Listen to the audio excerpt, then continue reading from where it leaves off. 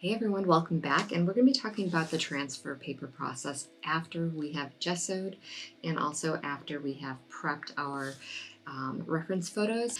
Transfer paper, this is what it looks like. Kind of looks like a parchment paper, and I have two different types, so I'm going to be showing you why you would need both types. One is for graphite only. This one is just like regular graphite, like a pencil, and this one is a white transfer paper. So this is what the transfer paper looks like. I just kind of cut off a little bit of a strip of it. So here is the graphite transfer paper, and here is the white transfer paper.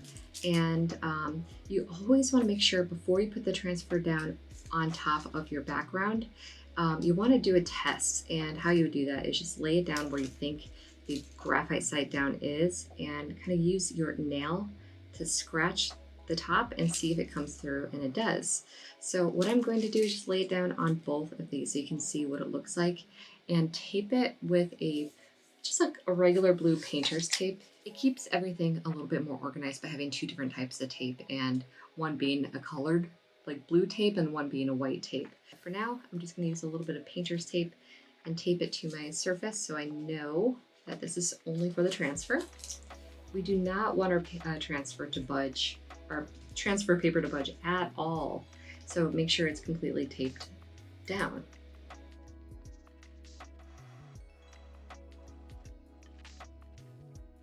I'm going to do the same thing. Now this one's going to be a little bit harder to see if it's on the right side if you have a white background. I'm just going to see if I have it on the right side here. No, I do not. I'm going to flip it over, try again.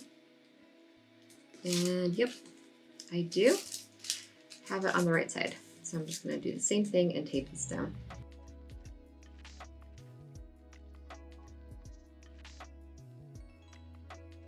This is not a clean version at all. Mainly I just want you to see how each transfer paper works. And here is where I'm going to show it to you. After you've done this, you're going to lay your reference photo on top and then tape it again.